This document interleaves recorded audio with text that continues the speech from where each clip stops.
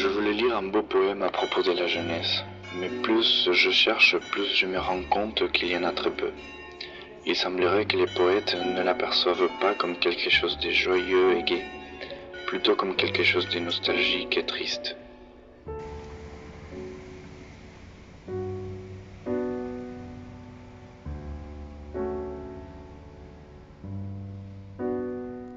Et je comprends. Moi aussi, je le sens comme quelque chose de lointain, quelque chose d'inatteignable. Dans aucun des poèmes que j'ai lus, on arrive à saisir ce qu'elle nous fait sentir. On la romantise, cette jeunesse. Parce qu'elle part et ne revient plus. On dit qu'elle est belle, que ceux qui l'ont sont chanceux. Mais c'est impossible de dire quand est-ce qu'on l'a perdue. Je me permets donc d'écrire mes propres mots, d'y réfléchir dans un texte inspirateur d'un auteur à plume fine.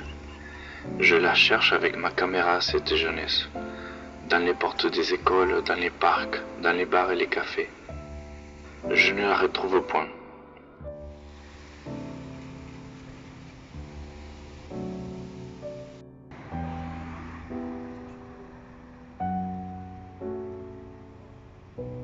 Tout est vide, ou presque vide.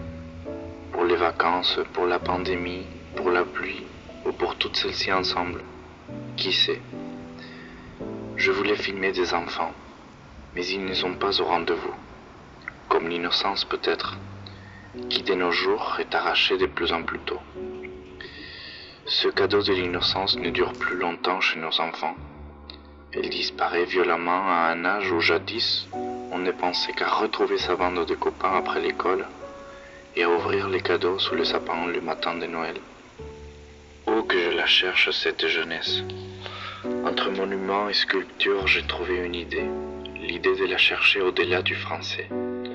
Plongé dans mes souvenirs de voyage en Lisbonne, je me suis rappelé d'un mot portugais, saudade, un sentiment beaucoup trop difficile à expliquer, qui mélange la mélancolie, la nostalgie et l'espoir.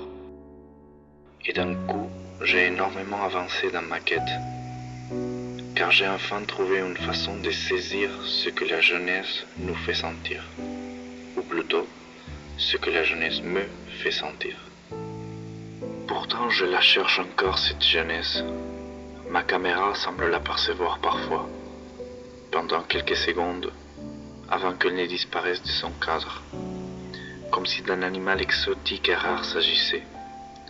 Je l'ai cherchée dans les statues, dans les places, dans les quais, dans les terrasses, et je ne me suis jamais rendu compte qu'elle était en moi.